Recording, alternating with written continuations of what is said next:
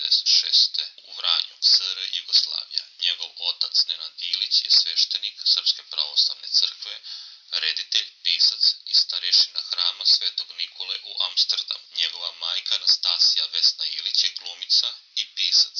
Nijedan od Ilićevih roditelja nije podržavao njegov rad kada je počeo da radi na YouTube-u. Svoj YouTube kanal otvorio je 2011. godine, a prvi video otpremio 2016. godine. 2018.